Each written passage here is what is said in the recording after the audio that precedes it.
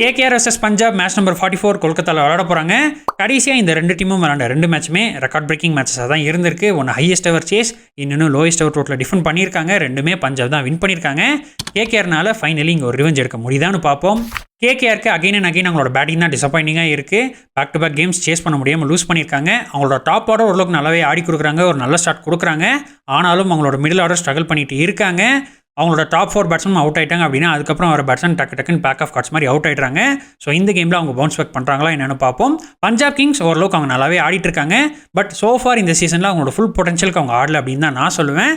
போன ஃபியூ கேம்ஸில் அவங்களோட பேட்டிங்கில் ஒரு சில கன்சர்ன்ஸ் இருக்குது. அவங்களும் இந்த மேட்ச்சில் அதை கரெக்ட் பண்ணுறாங்களான்னு பார்ப்போம். ஈடன் கார்டன்ஸில் கண்டிஷன்ஸ் பேட்டிங்கு கொஞ்சம் நல்லாவே இருக்கும், ஸ்பின்னர்ஸ்க்கும் இங்கே கொஞ்சம் ஹெல்ப் கிடைக்கும். இந்த மேட்ச்க்கான வெதர் ஃபோர்காஸ்ட்னு பார்த்தோம்னா ஸ்லைட்லி க்ளவுடியாக இருக்குது, பட் ஹியூமிடிட்டி அதிகமாக இருக்குது. ஸோ டியூ வரதுக்கான வாய்ப்பு அதிகம். இந்த வெனியூவில் ஸ்டாட்ஸ்ன்னு பார்த்தோம்னா என்னதான் ஃபஸ்ட் பேட்டிங் பண்ண டீம் நிறைய மேட்சஸ் வின் பண்ணியிருக்காங்க அப்படின்னாலும் செகண்ட் இன்னிங்ஸில் ஆவரேஜஸ் பெட்டராக இருக்குது, டியூ வரதுக்கான வாய்ப்பும் இருக்குது. அண்ட் கேகேஆர் இங்கே சேஸ் பண்ணி வின் பண்ண வேண்டிய மேட்சஸை அவங்களோட பேட்டிங் ஆர்டர் ஃபெயிலியர்னால தான் லூஸ் பண்ணியிருக்காங்க. அப்படிங்கிறனால இங்கே சேஸ் பண்ணுறது ஒரு பெட்டர் ஆப்ஷன். இங்கே ஃபஸ்ட் பேட்டிங் பண்ணுற டீம்ஸ் 200க்கு மேலே அடிச்சே ஆகணும். அதே ஃபஸ்ட் பவுலிங் போகிற டீம்ஸ்னால இங்கே 180 வரைக்கும் தாராளமாக சேஸ் பண்ண முடியும். பஞ்சாப் அவங்க அதே லெவன்ஸோட தான் ஆடணும். அவங்களோட பேட்ஸ்மேன் கொஞ்சம் ரெஸ்பான்சிபிலிட்டி எடுத்து ஆடணும்.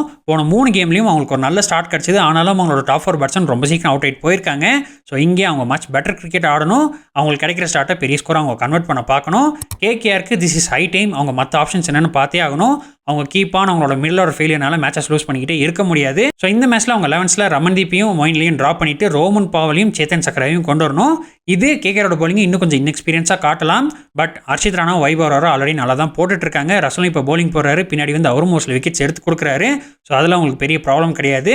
அவங்களோட பேட்டிங்கை தான் அவங்க ஸ்ட்ரென்தன் பண்ணி ஆகணும். ரோமன் பாவல்னால கேம்ஸும் ஃபினிஷ் பண்ணி கொடுக்க முடியும். ஸோ கேகேஆர் இந்த மேட்சை வின் பண்ணுறதுக்கு அவங்க ஃபஸ்ட் பேட்டிங் ஆடி கொஞ்சம் ப்ரெஷர் இல்லாமல் நல்லா கான்ஃபிடென்ட்டாக அவங்களை எக்ஸ்பிரஸ் பண்ணி ஆடி 210க்கு மேலே அடிக்க பார்க்கணும். அப்போ தான் அவங்களால டிஃபெண்ட் பண்ண முடியும். அதுவே ஃபஸ்ட்டு போலிங் போடுறாங்க அப்படின்னா ஒரு 170 180க்கு மேலே பஞ்சாப்க்கு அவங்க கொடுக்கக்கூடாது. பஞ்சாப்னால இங்கே 200 டிஃபெண்ட் பண்ண முடியும், 190 வரைக்கும் சேஸ் பண்ண முடியும். அண்ட் வின்னிங் ப்ராபபிலிட்டின்னு பார்த்தோம்னா கேகேஆருக்கு 46% அண்ட் பஞ்சாப்க்கு 54%. அண்ட் இந்த மேட்ச்க்கான உங்களோட ப்ரெடிக்ஷன்ஸ் என்னென்னு மறக்காமல் கமெண்ட்ஸில் சொல்லுங்கள்.